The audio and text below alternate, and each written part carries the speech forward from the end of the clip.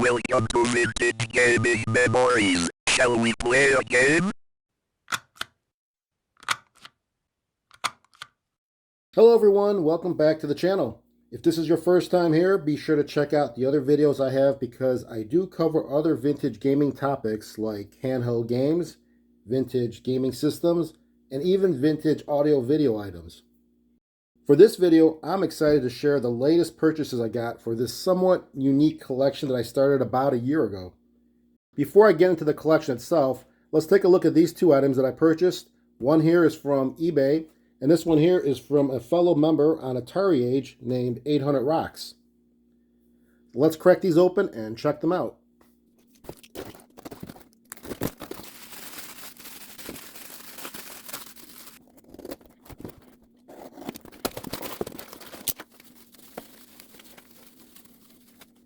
Well, here they are. These are diskette notchers for 5 1/4 inch diskettes. Now, some might call these disc doublers or diskette hole punchers, but whatever you like to call them, they were a magical way for kids like me in the 80s to double our media storage space by being able to flip the 5 1/4 inch diskette and to use the backside to store some more files.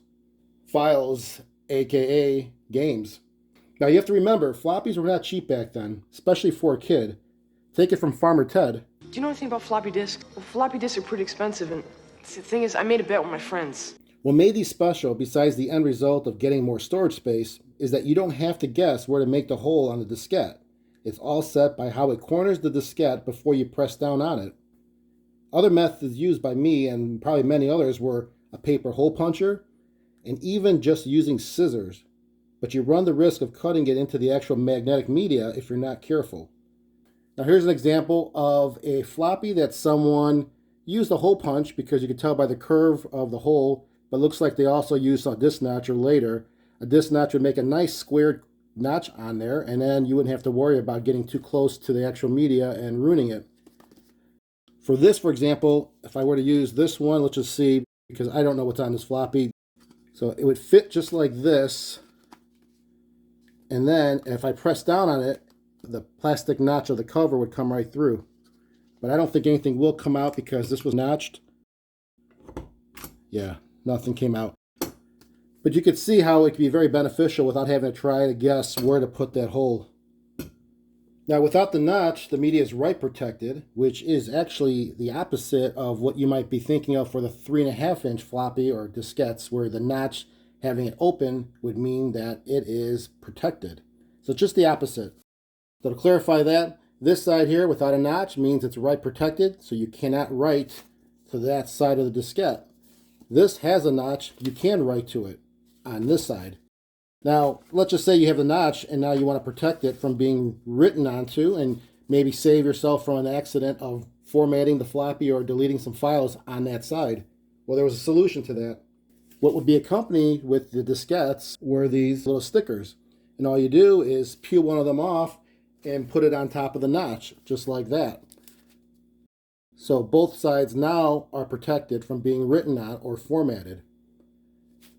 So that's what we did back in the 80s. And these were very useful because, again, accuracy was all key to it, and we definitely wanted to save money without having to buy another box of 10 floppies. You could just double your storage by making a hole and then flipping it over. Now getting back to these two, this grows my collection to a total of 6. And here they are. They are all different, which is the key, because I really didn't want to have duplicates, of course. I wanted each one of these items to be unique in its own way. This was very nice to be still packaged in the original casing, and it's very interesting that it's a very generic one. There's no name. It's called a floppy diskette notcher, and made in Taiwan. So I did a video on actually all 4 of the other ones, so you can check them out in the description and as well as above to the top right here. I've got a couple links to them. But as we look, this one is really different. This was made in Canada. It's called a disc doubler. And I believe you have the Canada. Yep, there it is, made in Canada. Now, I've never seen this back in the day, so I thought this was a cool one to pick up. And then the other two are very similar to the two that I just purchased. There are 2 Suncoms, but this is very plain and generic looking. This one's a little bit different. It's got all these little grooves and slots in there. really serves no purpose other than for aesthetics, because I don't think you can actually pull the diskette in there. I guess you could. I don't know why you would, because if you had it in a sleeve, it doesn't really fit in there. It's kind of tight. But anyways, it is different looking, and you know, different color too. It's a little bit lesser of a gray. This is more silver, and this is kind of gray. And this Jasco one, I don't have one at all like this. This is actually metal. It's not plastic like the other three here, and it's blue, which is a cool color. I love this one. You can see how the mechanism works as it presses down and notches the diskette sleeve. And then my other one is a red Craft, very similar to the Suncom. Another one that's made in Taiwan. That is my little collection I was starting about a year ago, and then also I expanded this to floppy diskettes, 5 1/4 inch floppy that are sealed and that were manufactured and distributed back in the 80s only. Now that collection is slowly growing, but it's difficult to find floppy diskettes sealed that are definitely from the 1980s and not the 90s or anything more recent. A little quick editing here. I went ahead and just cleaned these two up and polished them as well, so they definitely have a nice shine to them, as you can see from this Jasco. Look at that nice reflection of light. And it's metal, so it doesn't hurt to shine it with Novus, even though that's a plastic cleaner. It did come out pretty nice, as well as the Suncom. It looks really good. But this is my collection as of now, and hopefully it will continue to grow. If you have a diskette notcher that you want to let go, or sell, that is, not really let go, but if you want to sell it, you know who would want to buy one. This guy right here.